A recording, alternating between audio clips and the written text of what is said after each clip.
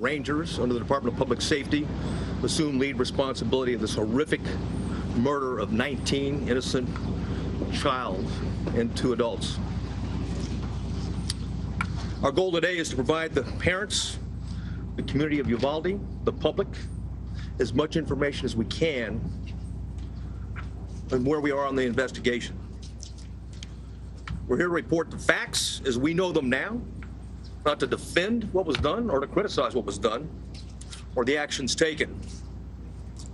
I'll begin first and foremost with the timeline as we know it. The second timeline I'll discuss is the 911 timeline. Then we'll talk about the relevant social or digital media footprint of the subject. Then we'll also have plenty of time for questions at that point.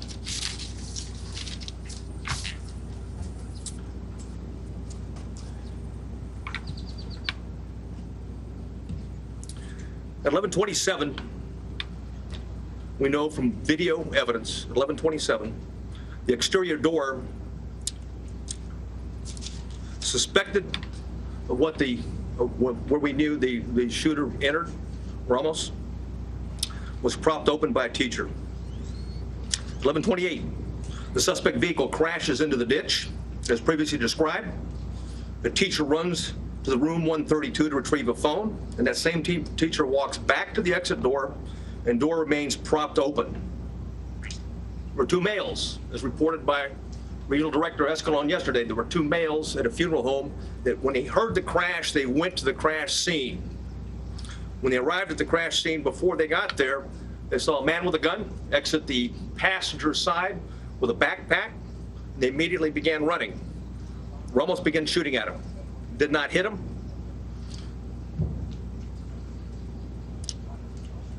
One of the males fell when he was running. Both males returned to the funeral home while they're running.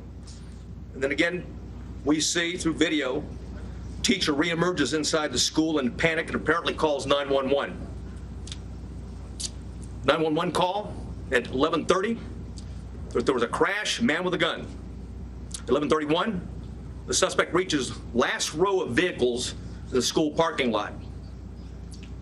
11:31, the suspect shooting began at the school while patrol vehicles got to the funeral home. I'll point out where it is.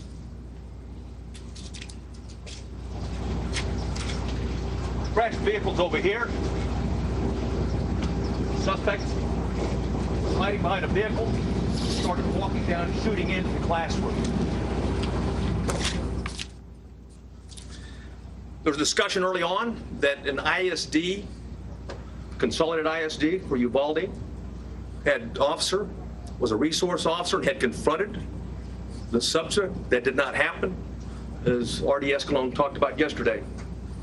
It was certainly stated in preliminary interviews, but often these preliminary interviews and a cursory walkthrough doesn't reveal the type of information, and certainly, police officers, like anyone else, under stress, sometimes witnesses get it wrong.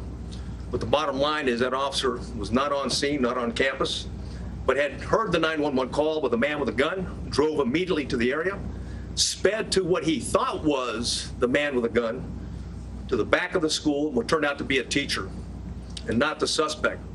In doing so, he drove right by the suspect, who was hunkered down behind a vehicle, where he began shooting at the school.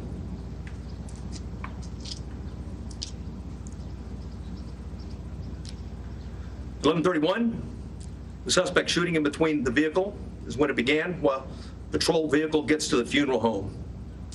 Multiple shots are fired outside the school at 11:31. Patrol car accelerates into the parking lot, drives by the shooter. That's exactly what I was talking about. That was the ISD officer at that time. He passes and then leaves the camera view. There's multiple shots fired at the school at 11:32, at 11:32:27, at 11:32:36. At 11:33 is when the suspect entered the school at the door that I'm pointing to now. At 11:33, the suspect begins shooting into room 111 or 112. It's not possible to determine from the video angle that we have at this point in time. We do know this, that he shot more than 100 rounds based on the audio evidence at that time, at least 100 rounds. He entered at 11:33, or 11:33, he started shooting in the classrooms, 111 and 112. And 11:35, 3 police officers entered the same door as the suspect entered. All 3 of those police officers worked for the Uvalde Police Department. They were later followed by another 4, a team of Uvalde police officers, 3, and also a county deputy sheriff.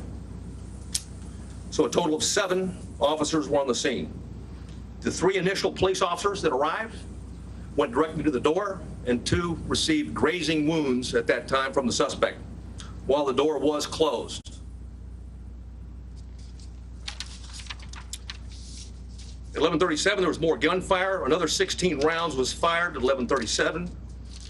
1 at 11:37 and 16 seconds, 11:38, 11:40, 11:44. At 11:51, a police sergeant and USB agents started to arrive. At 12:03, officers continued to arrive in the hallway, and there were as many as 19 officers at that time in that hallway.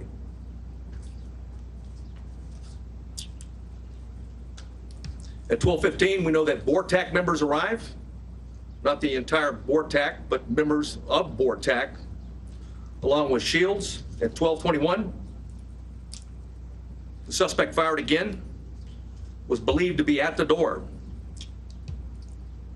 At 11:21, law enforcement moved down the hallway. At 11:50, they breached the door using keys that they're able to get from the janitor because both doors were locked.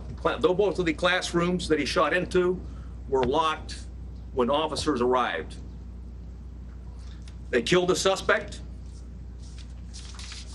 at that time.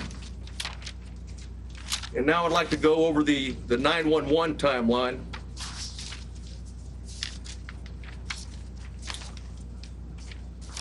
Which I'll warn you is not.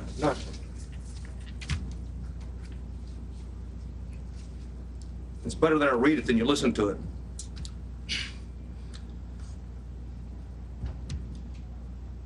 The caller identified, I'll not say her name, but she was in room 112, called 911 at 12:03. The duration of the call was 1 minute and 23 seconds. She identified herself and whispered she's in room 112. At 12:10, she called back in room 12, advised her multiple dead. 12:13, again, she called on the phone. Again, at 12:16, she called back and said there was 8 to 9 students alive. At 12:19, the 911 call was made, and another person in room 111 called. I will not say her name. She hung up when another student told her to hang up. At 12:21, you could hear over the 911 call that 3 shots were fired. At 12:36, 911 call, it lasted for 21 seconds. The initial caller called back, student, child, called back, was told to stay on the line and be very quiet. She told 911 that he shot the door. At approximately 12:43 and 12:47, she asked 911 to please send the police now.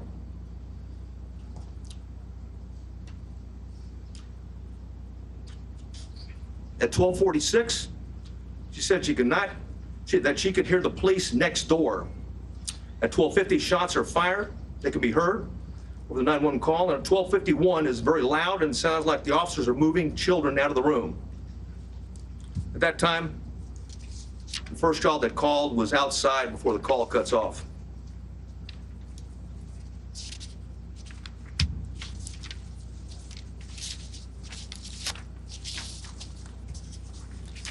Additional information that we have is that there are 58 total magazines at the school related to the crime scene. 11 of those magazines were inside the school. 3 were on the suspect's body.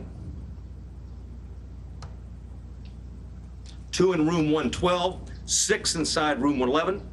5 were on the ground, 1 was in the rifle. There were 32 magazines outside the school, but on school property. 1 just outside the school building and 31 in the suspect's backpack that he did not take into the classrooms with him.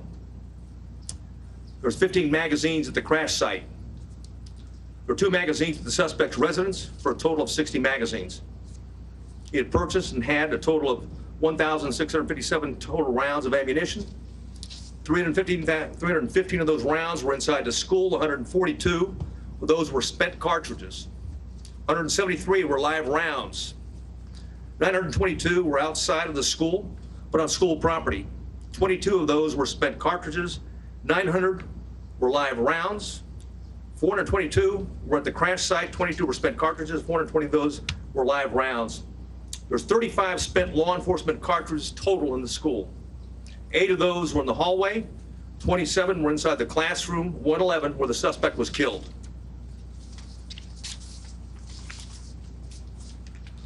I mentioned that I'm going to go over quickly my digital timeline. One thing we talked about early, and I want to correct something that was said early on in the investigation, is that he posted, on Facebook publicly that he was going to kill that he was going to shoot his grandmother, and secondly after that he was going to, that he had shot her, and then third that he was going to go shoot up a school. That did not happen. It was actually on a message. It was a Facebook application, messenger application to somebody else that he had a conversation with. We know that through his digital media footprint, and I'll just do by date time, that Ramos asked his sister to help him buy a gun. She flatly refused. That was in September of 21. I'll avoid some of these and get to he had Instagram, a 4-group chat, and it was discussed that Ramos being a school shooter. That was on February 28th of 2022. On March 1st of 2022, there was an Instagram he had with 4 people. It was a chat. He discussed him buying a gun. On March 3rd, 2022, there was another 4-person chat. Quotations, word on the street is you are buying a gun. Ramos replied, just bought something, RN.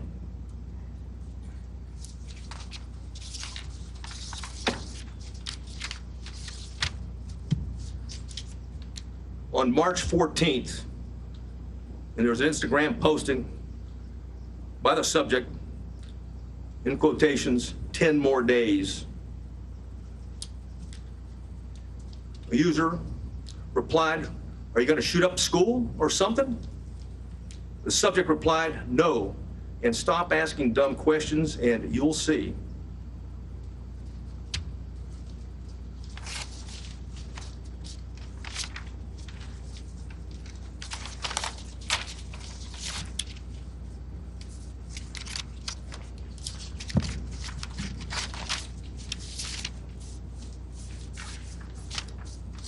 I know you have many questions, and I've agreed to stay as long as we can to answer as many of those questions that we can.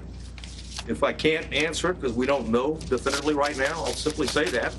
And it continues to be a preliminary investigation. There's, literally, certainly over hundreds of interviews that have been conducted, will continue to be conducted, and there's thousands of leads that are being pursued, not consecutively, but concurrently, and thanks to our federal and local partners. And I do want to mention behind me, we've got the FBI Special Agent in Charge. We also have an ATF Special Agent in Charge, or ASAC, and of course, who else? What I got behind? Okay, but Texas Rangers, if there's any specifics that I haven't covered that I might need their particular support on. I do want to cover one thing quickly, though, before I go to questions, and that's some of the questions that we received, that we have already received. And one of those is going around now that in fact, the subject had been one of the 2 arrested by the Texas Rangers and the local police back in 2018. That's not the case. He was not one of the individuals. In fact, we have found no links, associations, and relationships in that investigation. Clearly, it was a threat. It was back in 2018. The 2 juveniles were charged with attempted or conspiracy to commit capital murder. There's no question that we thought, and we had evidence, and certainly the district attorney agreed, that these juveniles, one 13, one 14 years old, was a threat to Uvalde, and there was a discussion at that time, even the senior year of the one that was 14 years old, which would make it 2022. However, that was not the subject.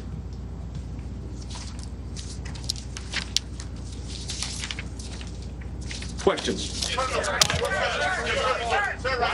Give your answers. Tony's going to translate in Spanish. Okay. Oh yeah. Oh, one thing I want to say. One thing I failed to say is that when we're done, we have Tony Peña with us. He's going to translate into Spanish. Okay, what the answers and the questions are afterwards.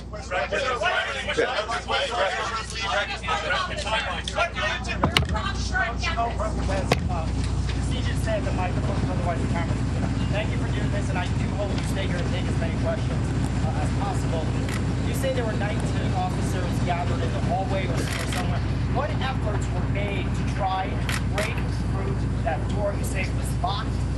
What efforts were the officers making to try and break through either that door or another door, get inside that classroom? None at that time. Why? Why? The on-scene commander at the time believed that it had transitioned from an active shooter to a barricaded subject. Sir, you have people who are alive, children who are calling 911 saying, please send the police. They are alive. In that classroom, there are lives that are at risk.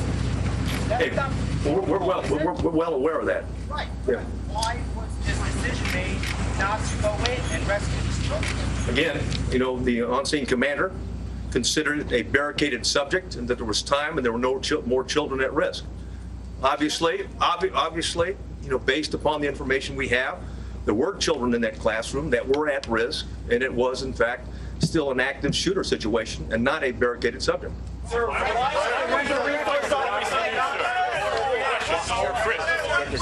was the door back? All back up. So we're going to understand that there were 911 calls coming in from 12:10, right? And the suspect was taken out at 12:50. 40 minutes during which, sorry, I'm tethered here. Yeah. There was a 40-minute time span when these 911 calls were coming in, right? And you probably have dispatchers relaying information to officers on the scene, telling them, hey, there are children in that classroom. They're still being shot right now. They're still being alive. How come the decision wasn't made? Whatever assets go on hand. Thank you. The question simply is this. There was a 40-minute gap.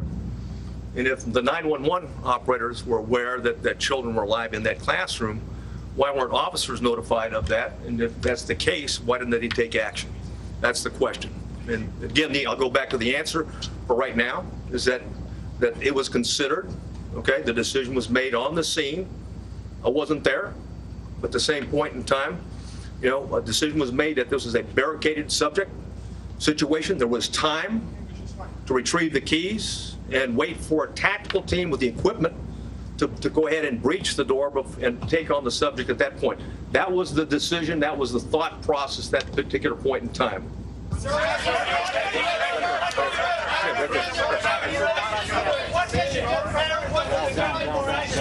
What? What can you tell parents that were here waiting and asking for the police to go in? Did you have an apology for them? And there was 19, like I said, there was 19 officers in there. In fact, there was plenty of officers to do whatever needed to be done, with one exception, is that the incident commander inside believed they needed more equipment and more officers to do a tactical breach at that point. That's why BORTAC was requested on the scene. As soon as they were there, they executed a search, or at least a dynamic entry, and went in. And of course, that was not till 12. That was not till 12:57.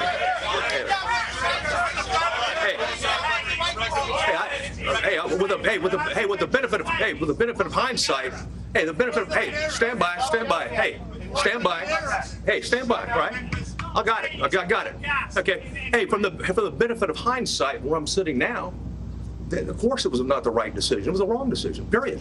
There's no excuse for that. But again, I wasn't there, but I'm just telling you, from what we know, we believe there should have been an entry at that as soon as you can. Hey, when there's an active shooter, the rules change. It's no longer, okay, it's no longer a barricaded subject. You don't have time. You don't worry about outer perimeters. And by the way, Texas embraces active shooter training, active shooter certification, and that doctrine requires officers, we don't care what agency you're from, you don't have to have a leader on the scene. Every officer lines up, stacks up, goes and finds where those rounds are being fired at and keeps shooting until the subject is dead, period. What is your message for the parents? Obviously, countries south of the border, it's very difficult to understand how the most powerful nations of the world, their citizens have access to giant weapons, and this is happening over and over and over again, and now getting to those weapons. I don't mean to one day try and quarterback you guys are the expert on these questions, please. How do you keep this from happening again in the communities of Texas? And second, how did a 18-year-old kid that works at a Wendy's with wage can buy a $5,000 weapon? Well, answer the last. He used a debit card first, but to your point, it's very expensive, and a debit card is not a credit card. It means he had money in the bank. So why and how is being looked at right now, and I'll tell you this, hundreds of more, thousands of more leads are being looked at right now because we haven't answered all the questions. We haven't gotten into the why. Okay, we know the individual was also into cyber gaming in that regard, and group gaming in that regard. So we've got a lot of questions are out there, and we're seeking answers, but we've got an obligation. We'll continue to update you when we find something out. Hey, Mendoza from VOA News. I have two questions. The first one, it's been said that Border Patrol had the special team on site and the local police did not allow them to go into the building. Can you elaborate why that was? The Border Patrol agents, the BORTAC agents that were in the building did line up. They're part of the 19 that I talked about, and the entry team, ultimately the entry team that went in.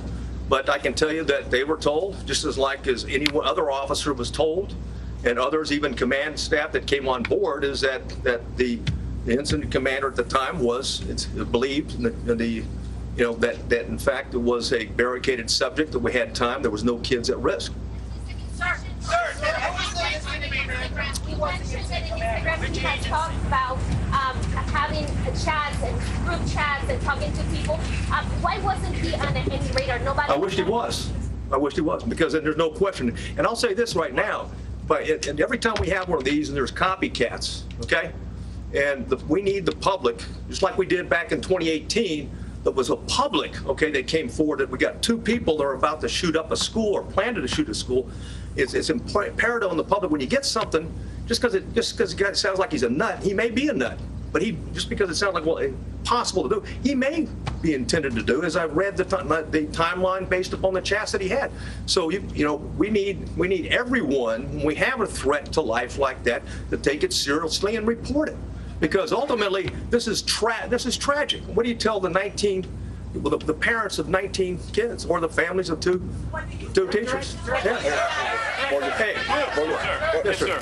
Morgan Chesky, NBC News. You said you wanted to wait for tactical gear. By 12:15, you had at least 15 officers and shields on scene. Yeah. Yet you did not breach the door until 12:50. Hey, like I've said it before, is that, well, first of all, when it comes to an active shooter, you don't have to wait on tactical gear. Plain and simple, you've got an obligation. What I know now, okay, absolutely, it was an active shooter, because you can transition. Keep in mind, in the doctrine, okay, of active shooters, you can transition from an active shooter situation to a barricaded subject or a barricaded with hostage subject. But if shooting continues, and you have any reason to believe that there's individuals alive in there, you've got an obligation to move back to an active shooter posture, and that means everybody at the door. At 12:03, you got a 911 call from the teacher saying there were children alive in classroom 112, 8 to 9 children.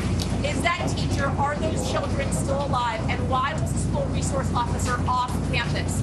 And did Uvalde SWAT respond to the scene? Well, Uvalde has a part-time SWAT team, number one. The ISD's got, they've limited officers. I think, what is it? Well, they got 6. They got 6, yeah. The Consolidated Independent School District has 6 officers, and they didn't have one posted at that location. And someone said, hey, what do you tell the parents? I mean, bottom line is that, or someone talked about and said, when there's kids in the room, why wasn't there an entry? Because it was believed, like I said at the time, that the subject was stationary, barricaded, there was no risk to other children. Again, on retrospect, from where I'm sitting right now, clearly there was kids in the room. Clearly, okay, they're at risk. And oh, by the way, even when you go back to shooting, there may be kids that are injured, okay? They may have been shot but injured, and it's important for life-saving purposes to immediately get there and render aid.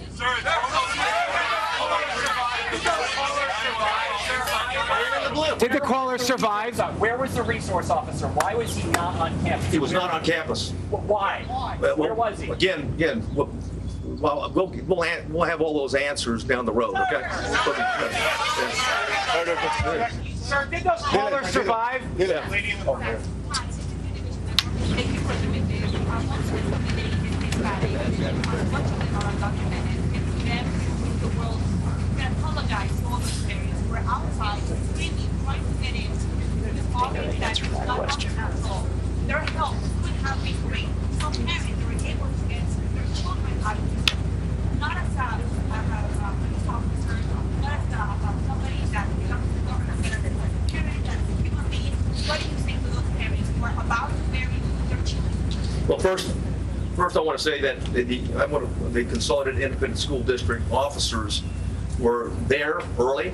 There was 4 of them, and they immediately began evacuating the school and did that throughout the process.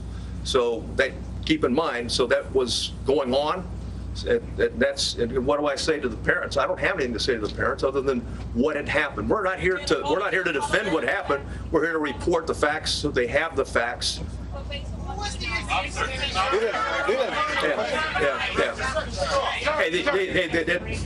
bottom line, the consultant.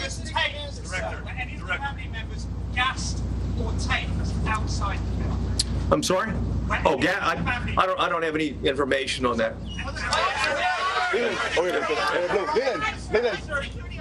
Oh, one second though.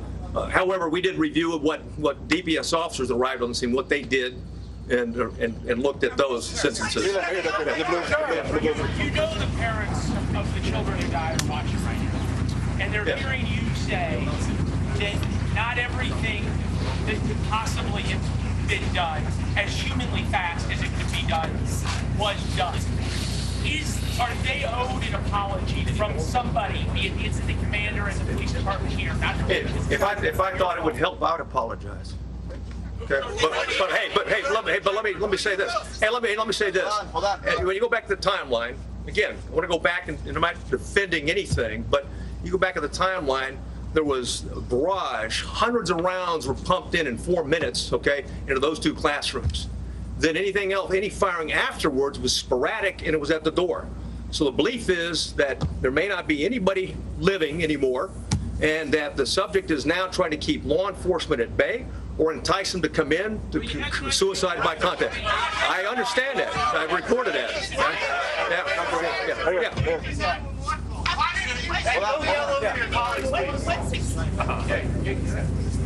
Jack Morpus in the New York Post. Can I ask 2 questions? First of all, exactly how was the gunman barricaded in his room? Was it just a simple matter of him locking the door behind him? And secondly, did he fire all 1,657 rounds from away to start back in Afghanistan? Well, I might answer the first one, but the why on the second one I don't have. The first one, that each door can lock from the inside. And both doors were locked, okay, from the inside. So the subject, when he went in, he locked the door. He came out one time into the hallway, went back in and locked the door, because at the time that the officers went in, both doors were locked. They got a key from the janitor and used it. You said the first call came in inside the classroom at 12:03 and you breached it at 12:51. How many students died in those 48 minutes? I don't have that answer. We're looking at it right now.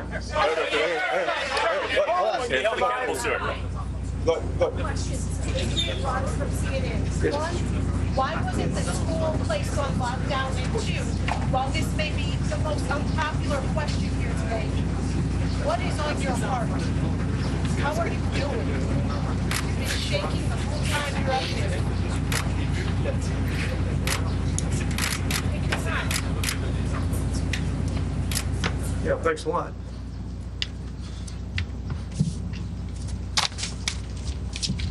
forget how I'm doing. What about the parents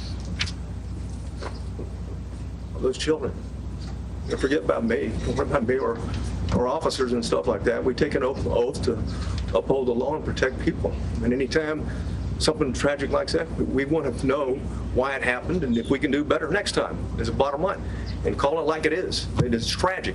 Quite frankly, there shouldn't be anybody. Ideally, we'd been able to identify this guy as a suspect and address it before he even thought about attacking, on the 24th.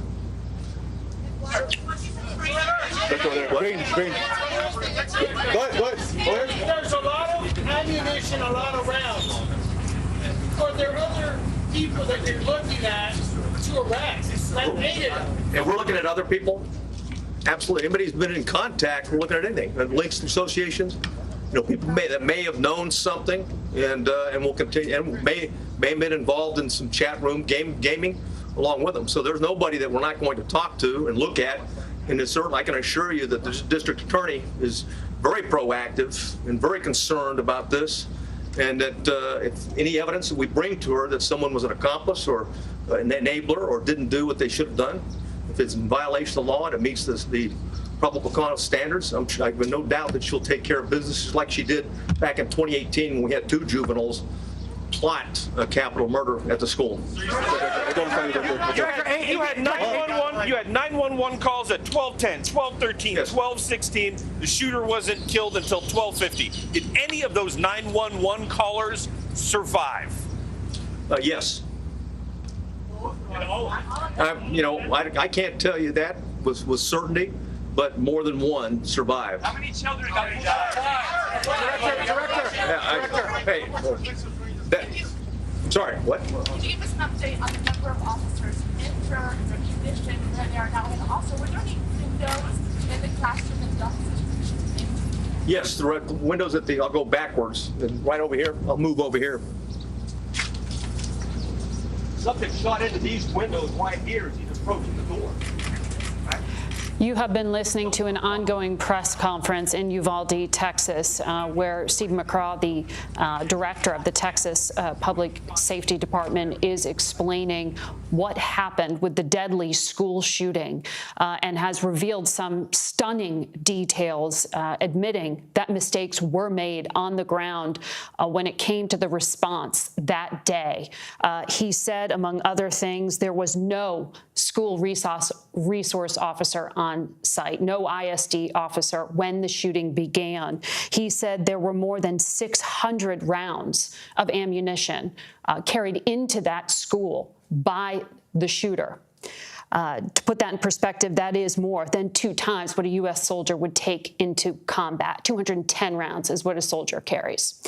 He said it was the wrong decision made on the scene by the responding commanding officer to transition from an active shooter to a barricaded suspect protocol, explaining there that there were children trapped inside those classrooms, fearing for their lives and calling 911. There were concurrent 911 calls being made by trapped students at the same time that the responding commanding officer said that the active shooter threat had transitioned into a barricaded suspect protocol, meaning that is why officers didn't rush in to rescue them from these classrooms where they were trapped with doors locked and gunshots being fired. Also revealed that there is social media chatter going back to February of 2022. And Director McCraw, as you could see, did get emotional there, saying there is no excuse for what happened. I want to get some perspective on what we just learned from a former FBI official who is with us. Her name is Kathy Guider.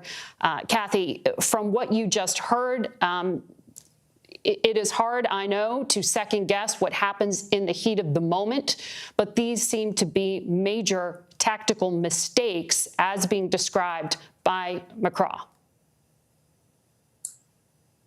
It's hard for me to say at this point because I was not there. I don't have the intelligence that they had on the spot.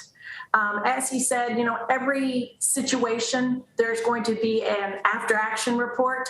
And so not only right now are they investigating the tragedy of the shooting, they're having to do a separate investigation of the police officers' actions and timelines. So they've got two different situations going on. And as we heard in the news conference, at first, a couple days ago, there was a school police officer on site. Now we're finding out that there was not. So the situation and the facts of who was there and where they were at what time still changing, or not changing, but still coming out. And so that's a whole separate investigation. And right now, I don't want to judge anybody because, like I said, I don't have as many facts as the director there, the commander. So I can't say for certain. Okay. Well, that's why we know McCraw said that was the wrong decision. So he is laying blame there, which was a stunning admission for these parents who are in so much pain right now, to learn that the response was also flawed in that moment. This is an ongoing story. CBS will have ongoing coverage of the Robb Elementary School shooting, which is now the second deadliest school shooting in American history. 19 children killed, 2 teachers also murdered, 21 in total, all in 2 classrooms side by side. Our coverage on CBS News continues on your streaming and local news, and tonight on the CBS Evening News. This has been a CBS News Special Report. I'm Margaret Brennan in Washington.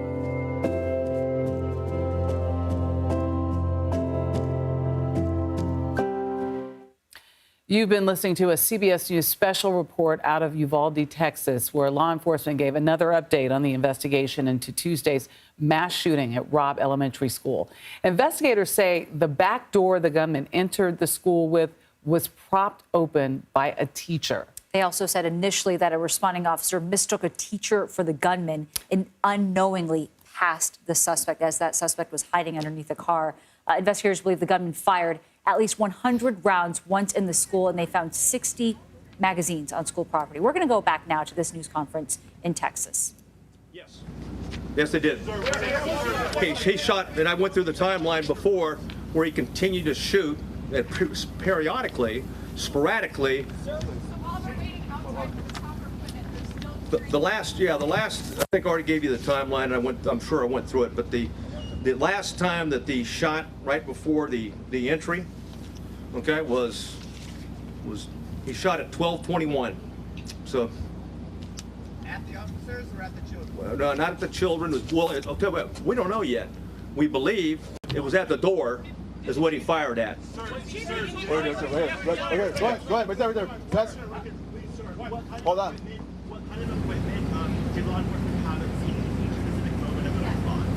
Okay, well, we know that beginning when the BORTAC agents arrived, they had 3 ballistic shields. It's gonna be the last question. Yeah. What? Last question. We're like children. Hold on.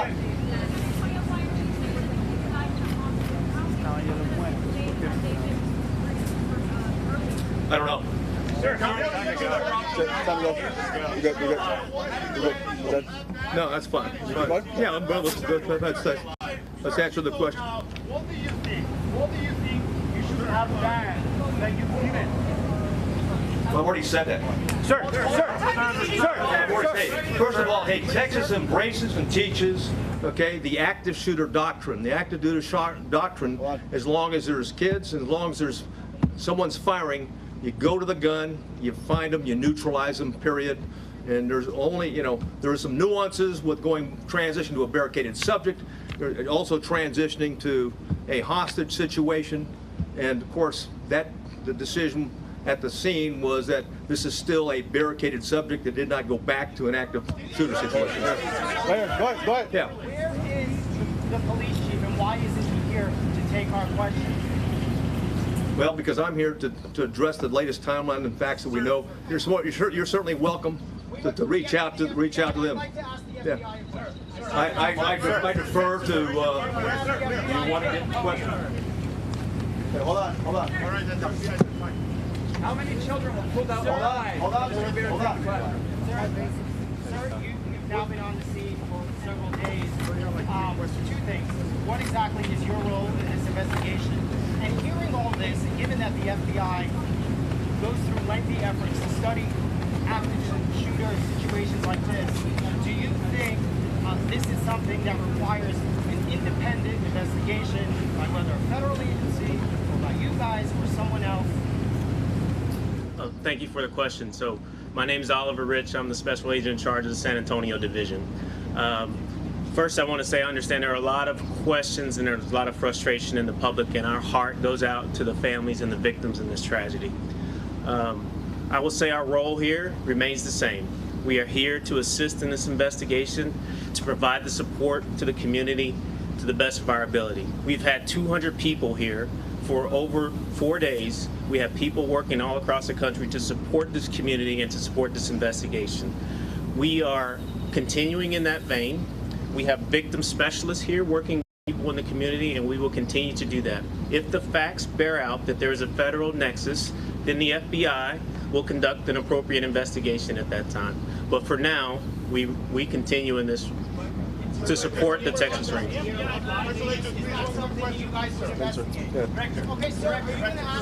How many more questions? Two more questions. No, two more questions. You guys are careful. Okay. Yes. Uvalde Police Department, Stephen Nebila, Hora News. Uvalde Police Department posted in February 2020 that they familiarized themselves with the school and they did the training to do just what they were supposed to do. How come they were not in lead, or their commanding officer was not in lead when they were familiarized with this training and they should have done what they were posting on Facebook they were doing? Who dropped the ball? Yeah, I don't have the answer to that question. All right, last question. Right the question. Right the great.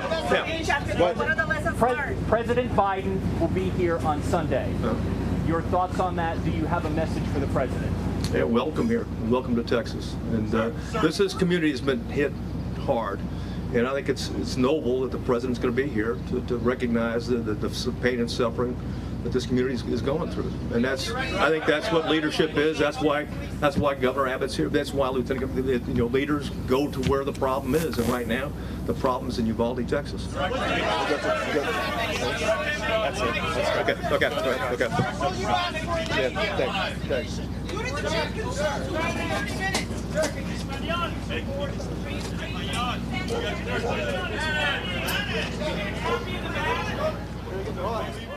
And we have been listening to, at times, a very tense news conference from authorities, law enforcement, giving an update there. The director of Texas Public Safety talking about the timeline that happened between the first 911 calls and what happened between the officers taking down the suspect. At least 48 minutes between that first shot. We've been hearing about that, and when they were able to enter the school. The question that a lot of the press had was, how many people perished in those 48 minutes? How many lives lost? How many lives lost? And they're continuing to investigate.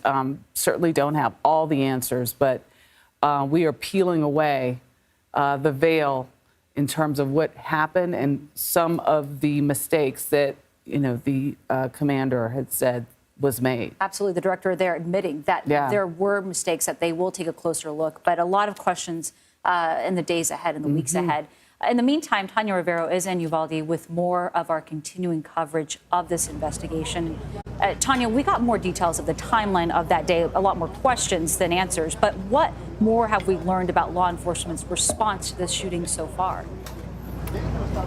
Well, a stunning admission by Director of Public Safety, Steve McCraw, basically admitting that protocol was not followed. He said, of course, it was the wrong decision. There was no excuse for that. And he was talking about the decision to leave the shooter inside that barricaded or locked room with those children who we have now learned, some of whom were calling 911 while they were inside that locked room with the shooter. Now, we also heard McCraw say it is unclear why the 911 agents were not relaying the information to the police officers on the scene that there are children still alive in that classroom, because McCraw says the on-scene commander made the decision, which he has now admitted was the incorrect decision, to transition from an active active shooter situation to a barricaded subject situation in which protocol would be different. But McCraw made clear that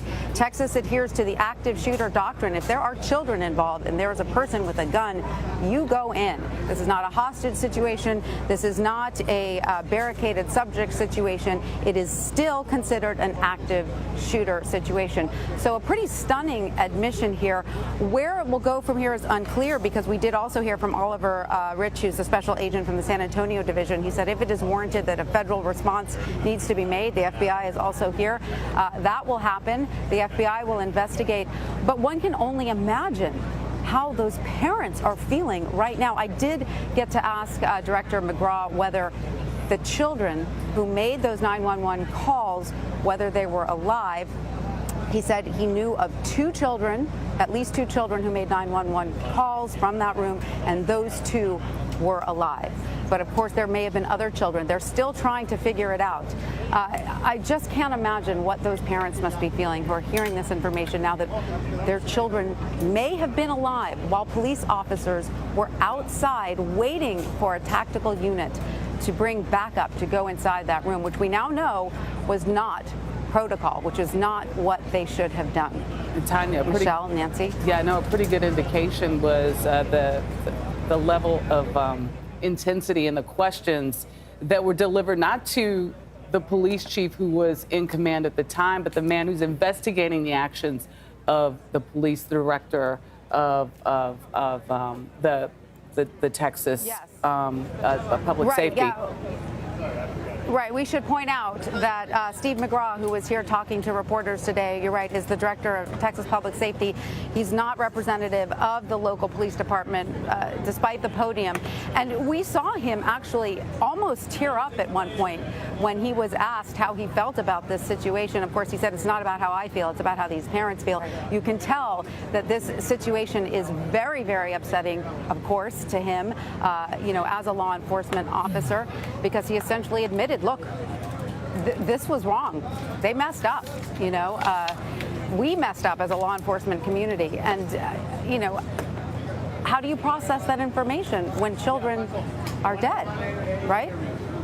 And that is a question that will weigh so heavily on the minds of all these officers and everyone who responded. Absolutely. At this point, can I ask you, when you talk to people in the community, what are they telling you about that? And we hear how tense that press conference was, but have they talked to you about how they feel about officers? Have they lost trust in law enforcement?